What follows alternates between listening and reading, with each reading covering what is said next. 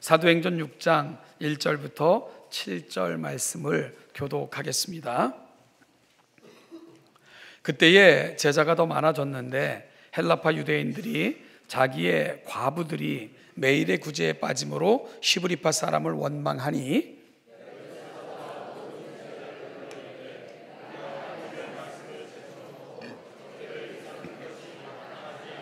형제들아, 너희 가운데서 성령과 지혜가 충만하여 칭찬받는 사람 7을 택하라. 우리가 이 일을 그들에게 맡기고 온 무리가 이 말을 기뻐하여 믿음과 성령이 충만한 사람 스데반과 또 빌립과 브루구르와 니가노르와 디몬과 바메나와 유대교에 입교했던 안디옥 사람 니골라를 택하여 같이 읽죠. 하나님의 말씀이 점점 왕성하여 예루살렘에 있는 제자의 수가 더 심히 많아지고 허다한 제사장의 무리도 이 도에 복종하니라. 아멘. 초대교회 구성원들은 크게 두 종류의 유대인들로 구성되어 있었습니다. 한 부류는 예루살렘 및 팔레스타인 유대인들로서 그들은 조상 때부터 내려오는 지역에 살며 아람어를 사용했고요. 그들의 생활 속에서는 이교의 요소가 없는 정통적 유대인임을 자랑하는 사람들이 한 무리들입니다. 또 한 부류는 이방 나라에서 온 유대인들로서 그들은 오순절에 참여하기 위해 예루살렘에 왔다가 성령 강림 사건과 사도들의 설교를 듣고는 그리스도를 새로 발견하고 예수를 믿게 됨으로 그곳에 머물게 된 사람들, 이들이 또 한 부류를 구성하고 있었습니다. 그들은 몇 대를 팔레스틴에서 떠나 살아왔기 때문에 시브리어를 잊어버렸고요, 헬라어를 사용했습니다.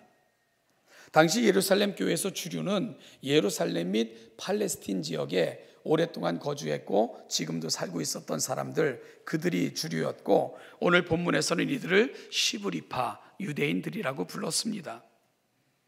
반면에 오순절을 통해 은혜받고 예루살렘에 머물면서 초대교회 구성원들이 되었고 헬라어를 사용하는 사람들을 오늘 본문에서는 헬라파 유대인들이라고 불렀고요, 그들은 소수에 해당하는 사람들이었습니다. 초대교회는 놀라운 부흥을 경험했지만 반면에 이에 따른 문제점들이 노출되기 시작을 했습니다. 우리가 앞서 살핀 아나니아와 삽비라 사건이 교회가 경험했던 위기 중에 첫 번째로 기록된 사건이었다면 오늘 본문은 초대교회가 직면한 또 다른 위기를 보여주고 있습니다. 여러분, 이 위기의 시작은 차별의 문제로부터 시작이 됐습니다. 오늘 본문은 이것을 이렇게 기록하고 있습니다. 1절입니다. 헬라파 유대인들이 자기의 과부들이 매일의 구제에 빠짐으로 시브리파 유대인들을 원망하니, 교회가 원망에 쌓이게 된 것입니다. 이 차별의 문제는 매일매일 구제품을 분배하는 데서 나타났습니다. 당시 교회는 매일 가난한 사람들에게 음식을 나누어주는 구제 사업을 펼치고 있었습니다. 교회는 성도들이 교회에 헌금한 것을 통해 고아와 과부들에게 식료품과 생필품들, 식량을 나누어주는 그런 구제 사역을 베풀고 있었던 것이지요. 그런데 여기서 문제가 발생을 한 것입니다. 시브리어를 일상으로 사용하여 헬라파 유대인들이라 불렸던 사람들 중에 그들의 과부들이 이 구제에서 빠지는 이러한 일들이 발생을 했던 것입니다. 저는 이것을 교회가 일부러 차별했다고 생각하지는 않습니다. 단지요, 시브리파 유대인들은 그 지역에 오래 거주했던 사람들이고요, 그리고 또한 그들은 다수를 차지했던 사람들입니다. 그들은 서로가 잘 공유된 정보들을 가지고 있었을 것입니다. 따라서 그들 중에 과부와 고아들은 상대적으로 잘 드러나 있는 그런 상태였겠지만 헬라파 유대인들은 사정이 달랐죠. 여러분, 그들은 외지로부터 예루살렘에 모여들었던 사람들이고 어찌 보면 그 지역에 나그네와 이방인처럼 거주했던 사람들입니다. 그러다 보니까 그들의 사정은 잘 드러나 있지 않았을 것입니다. 그래서 구제하는 과정 속에서 헬라파 유대인들 속에 속해 있는 과부들이 구제에 빠지는 그러한 일이 발생했을 것으로 그렇게 추정을 해볼 수 있죠. 어쨌든 결과적으로는요, 헬라파 유대인 과부들이 매일의 구제에서 빠지는 일이 발생하므로 이것이 큰 원망으로 그렇게 연결이 되어 있었던 것입니다. 저는 거듭 그 성경을 강론하면서 이런 말씀을 드립니다. 우리가 살면서 문제는요, 늘 우리 삶을 떠나지 않습니다. 따라서 문제는 살면서 문제가 있다는 것이 문제가 아니라 이 문제를 어떻게 해결하는가가 문제라고 늘 여러분에게 말씀을 드렸습니다. 오늘 본문을 통해 우리는 그러면 초대교회는 이 발생한 이 불평으로 인하여 생겨났던 원망의 문제, 자칫 잘못하면 교회가 큰 위기에 봉착할 수 있었던 이 문제를 어떻게 해결했는가, 그 부분을 살펴보고자 합니다.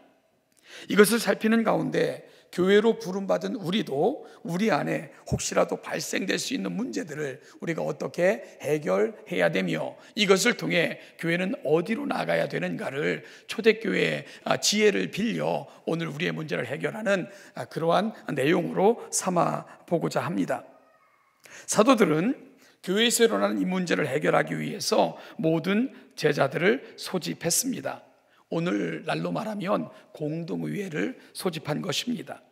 이 모임에서 베드로와 다른 사도들은 성도들과 현 상황에 대해서 공유하면서 한 가지 커다란 결정을 내리게 됩니다. 먼저 사도들은 자신들의 실수를 솔직하게 고백을 합니다. 그것을 오늘 본문에서는 이렇게 소개하고 있는데요, 사도들은 이렇게 고백했습니다. 우리가 하나님의 말씀을 제쳐놓고 접대를 일삼았노라 하는 자기 고백을 제자들에게 고백합니다. 여기서 접대라는 말, 이전 성경에는 공궤라는 말로 번역이 되어 있었던 단어인데요, 이 말이 갖고 있는 원래적 의미는 식탁이라는 말입니다. 이 말은 영의 양식과 비교될 때 주로 사용되기도 하는 헬라어이기도 합니다. 따라서 사도들이 이러한 고백을 한 것은 자신들의 부르심이 영적인 양식을 제공하는 그 본질적인 사역에서 벗어나 있었음에 대한 자성적 고백이었던 것을 우리가 알 수 있게 되는 것이지요. 여러분, 이것은요, 그들이 행했던 접대를 하는 행위, 즉 공궤를 일삼았던 행위가 잘못되었다고 말하고 있는 것은 아닙니다. 우선순위에 대한 그런 고백을 올려드리고 있는 거죠. 뭡니까? 그들이 어떤 학자들은 이 당시 초대교회가 약 2만 5천 명 정도로 불어났을 것으로 그렇게 추정하기도 합니다. 그들에게 공궤를, 즉 접대를 하기 위해 사도들이 온 신경을 그곳에 쓰다 보니까 사도들에게 맡겨진, 그리고 교회에게 맡겨진 본질적 사역으로부터 벗어나 있었고 멀어졌다는 것을 사도들이 고백하고 있다는 것이지요. 여러분, 그것이 뭡니까? 하나님은 교회를 세우면서 하나님의 말씀이 왕성히 증거되어지고 그를 통해 구원받는 자가 날마다 하나님 앞에 더해지기를 기대하시고 소망하셨건만 교회에 바로 구제하는 일에 힘쓰다 보니까 이러한 사역으로부터 멀어져 있었다는 것, 그것이 바로 사도들이 스스로에게 내렸던 평가였던 것입니다. 그러면 이러한 문제를 해결하기 위해 사도들이 제안한 것은 무엇입니까? 3절에서 이렇게 제안합니다. 형제들아, 너희 가운데서 성령과 지혜가 충만하여 칭찬받는 사람 7을 택하라, 이렇게 제안했습니다. 그리고 그들은 고백하기를 자신들은 오로지 기도하는 일과 말씀 전하는 사역에 전념하겠다 하고 선언합니다. 여러분, 말씀드린 것처럼 사도들은 접대하는 일은 안 하겠다는 것도 아니고요, 필요 없다고 말하는 것도 아닙니다. 교회가 하나님께서 세우신 본질적 의미를 놓치지 말고, 그리고 교회가 해야 될 일을 함께 공유함으로 이 일을 감당해 나가자고 제안하고 있는 것이지요. 저는 지난 시간에 어려움이 찾아올 때, 혹은 인생의 위기가 찾아올 때 우리는 어떻게 해야 되는가, 우리는 어떻게 그 위기 앞에 서야 되는가를 두 가지로 말씀을 드렸던 적이 있습니다. 첫째는 어려움이 찾아오거나 위기가 우리 인생 가운데 닥칠 때에 하나님께서는 우리를 어려움 가운데 방치하시거나 내버려 두지 않으시고 피할 길을 내실 뿐만 아니라 모든 것을 합력하여 선을 이루어내시는 분임을 분명히 믿으라고 여러분들에게 말씀을 드렸습니다. 왜죠? 우리는 그분의 자녀들이기 때문입니다. 그분은 우리의 아버지이시기 때문입니다. 아버지는 그 자식들이 잘 되기를 바라십니다. 따라서 아버지는 그 자식들을 포기하지 않으십니다. 이 하나님을 굳게 붙들고 믿으라고 말씀을 드렸습니다. 그리고 두 번째는 인생의 위기가 찾아온다 해도 마땅히 걸어가야 될 사명자의 삶을 사실 것을 포기하지 마시라고 말씀을 드렸습니다. 즉 본질에서 벗어나지 않는 것이 너무나도 중요하다고 말씀을 드렸어요. 그럴 때 하나님께서는 곁에서 함께 하시고 도우시고 인도하신다고 말씀을 드렸습니다. 이러한 원리는 오늘 본문에서도 그대로 적용이 됩니다. 교회에 어려움이 찾아왔습니다. 바로 원망의 문제, 이것이 어찌 보면 그 공개로 시작된 문제가 원망으로 발전이 된 것입니다. 이것은 분열과 다툼 혹은 분파가 생길 수도 있는 문제를 다분히 소지했던, 소홀히 할 수 없었던 그런 문제였습니다. 여러분, 그럴 때 사도들이 했던 첫 번째 일은 무엇이었다고요? 자기 스스로를 점검하는 일로부터 이 문제를 풀어가기 시작을 했습니다. 자기 반성을 통해 스스로를 점검하고 본질로부터 얼마나 벗어나 있는가를 사도들은 살폈습니다. 그리고 이러한 깨달음을 통해 본질로 돌아가고자 사도들은 애썼습니다. 그것은 교회를 세우신 목적과 그들을 사도로 임명하신 그 특별한 의미를 찾는 본질적 여행을 사도들은 시작했던 것입니다. 여러분, 그럴 때 결론적으로 말씀드리면 7절에서 누가는 그 결과를 이렇게 보고합니다. 우리가 7절을 같이 한번 한 목소리로 읽어보겠습니다. 7절입니다. 시작. 하나님의 말씀이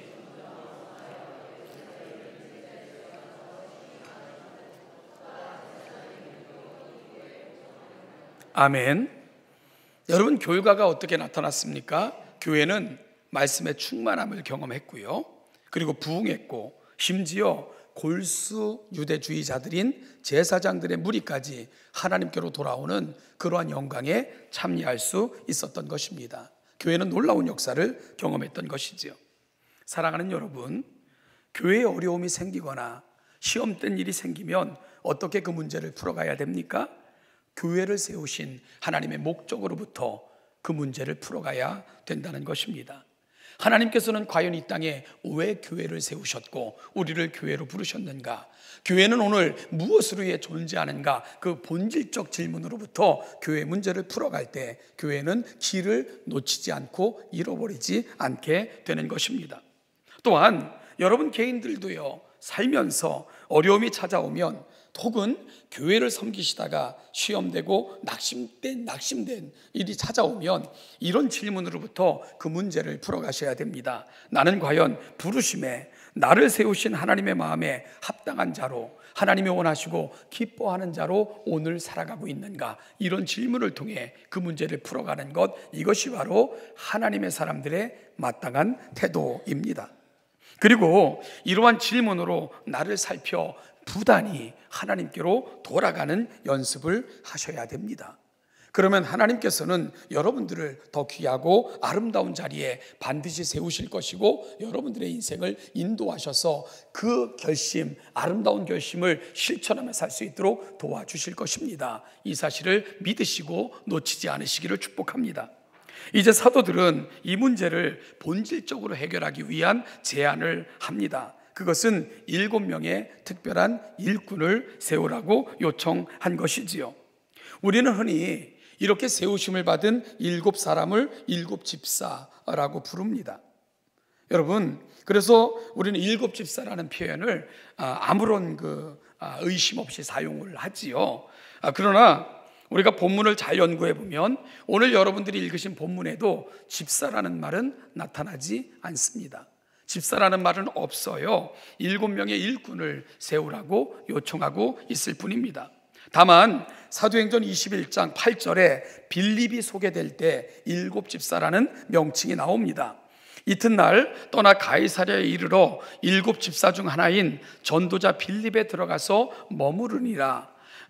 바울 일행이 전도 여행 중에 빌립의 집에 머무른 것을 설명하기 위해 우리 성경은 빌립을 일곱 집사 중에 하나로 그렇게 소개하고 있는 것이지요.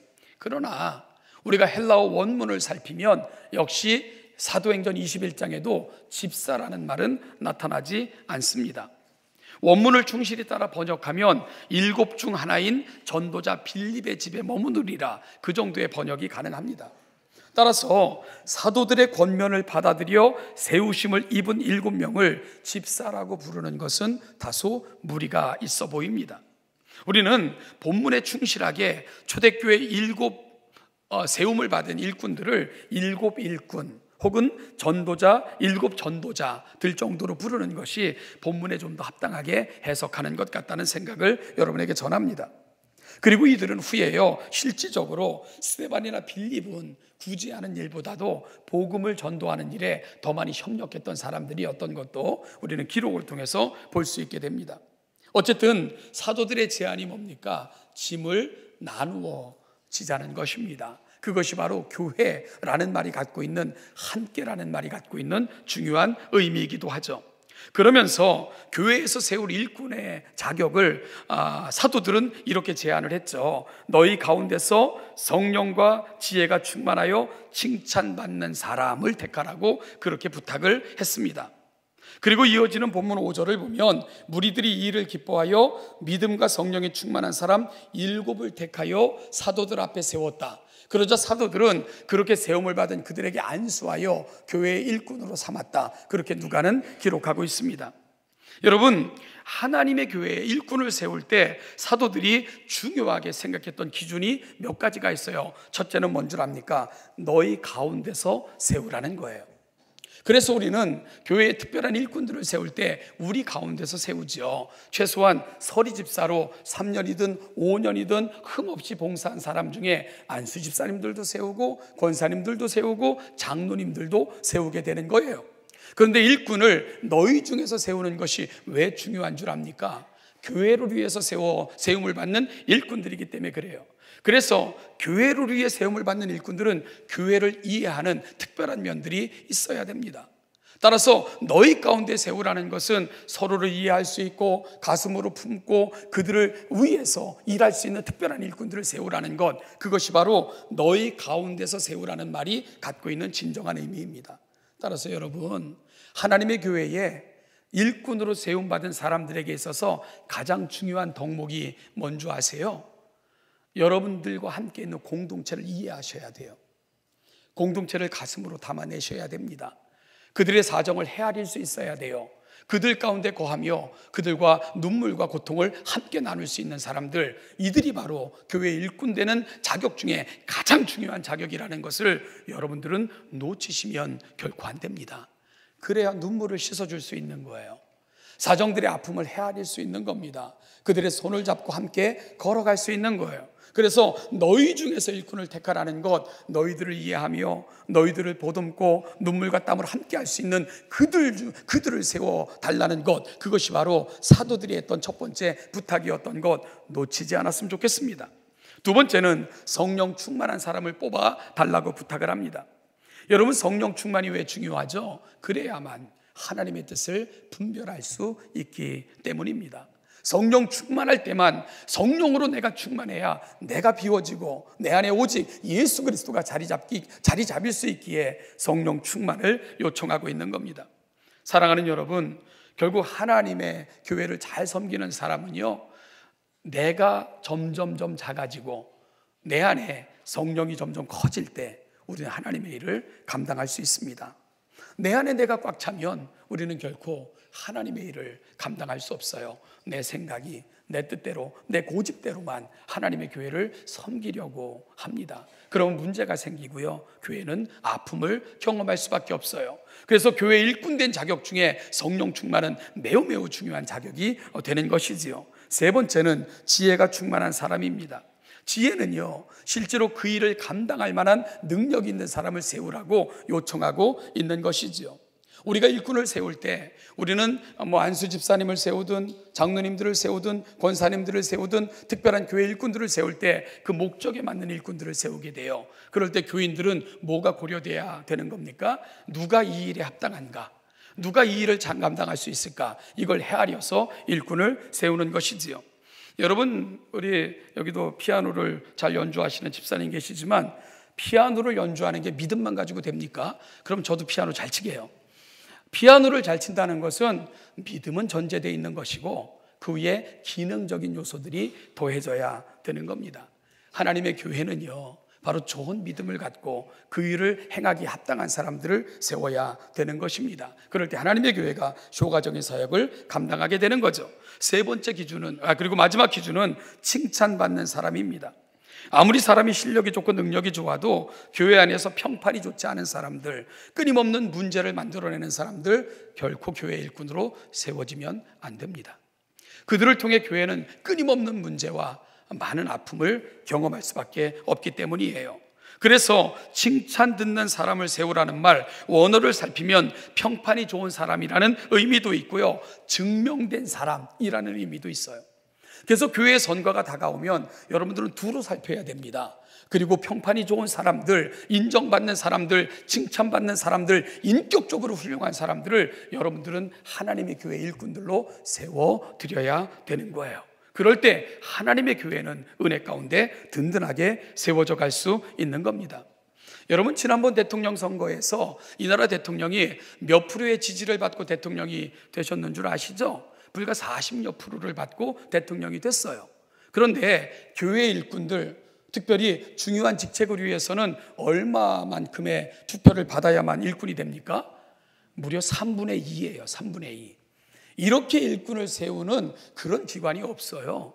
그러니 하나님의 교회에서 내가 일꾼이 된다는 것, 그리고 그 일꾼의 중요성은 이루 우리가 다 말할 필요가 없을 만큼 중요한 것이 되는 겁니다. 그래서요, 정통 장로교회의 전통을 유지하고 있는 스코틀랜드에서는 장로를 세울 때 장로가 피택이 되면 위원회에서 일정한 사람들을 그 피택된 장로들이 살아가는 그 동네와 그리고 직장이나 사업체로 파송을 한대요. 그리고는 살피는 거예요. 이 사람이 동네에서 이웃과 관계가 좋은지, 이웃과의 관계 속에서 좋은 평판을 얻고 있는지, 회사에서 동료들과 사이는 좋은지, 아니면 불법적으로 이익을 취하는 사람은 아닌지 종합적으로 검토하여 결과를 교회 위원회에 보고하게 됩니다.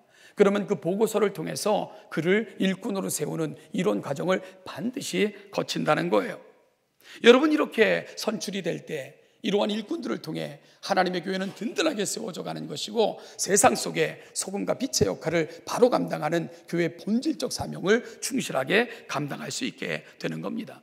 저는 우리 사랑하는 신원여담교회 모든 직분자들, 세우심을 받은 일꾼들이 이 조건을 가지고 이 자격을 가슴에 담고 이런 일꾼들로 하나님 앞에 세워지시기를 주님의 이름으로 축복합니다.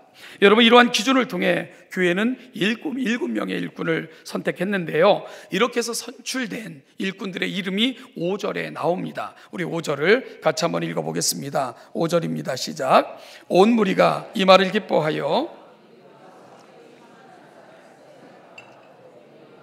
부르고로와 니가노르와 디몬과 바메나와 유대교에 입견했던 안디옥 사람 니골라를 택했다라고 기록되어져 있습니다. 오늘 한글 성경으로 보면 이 이름들이 갖는 특징을 우리는 다 헤아리기가 좀 쉽지가 않아요. 그런데요, 이 이름을 원문으로 살피면 이 이름들은 모두 그리스식 이름입니다. 그러니까 다시 말하면 헬라식 이름이라는 거예요. 그래서 어떤 학자들은 이때 세움받은 7 일꾼들은 모두가 헬라파 유대인들 속에서 뽑혔다, 이렇게까지 번역을 하기도 하고요. 최소한 헬라파 유대인들 속에서 다 뽑혔다고 우리가 그렇게 추정할 수 있지만 아니라 할지라도 최소한 헬라어 정도는 사용할 수 있는 사람들이 오늘 일꾼으로 선출된 거다라고 결론을 내리기도 합니다. 여러분, 왜 이런 사람들을 일꾼으로 삼았을까요? 사실은 여기에 초대교회의 멋짐이 있는 것입니다.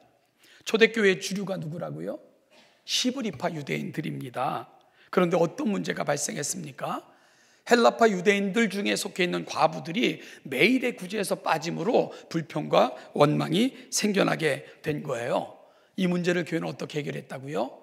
헬라파 유대인들 중에, 아니면 헬라어를 잘 할 줄 아는 사람들 중에 일꾼을 세워 이 문제를 해결했던 것입니다. 모두가 헬라파 유대인들이거나 최소한 헬라파 유대인들을 변론하고 도와주고 그런 거 함께 할 수 있는, 도울 수 있는 이런 사람들로 일꾼을 구성했다는 것입니다.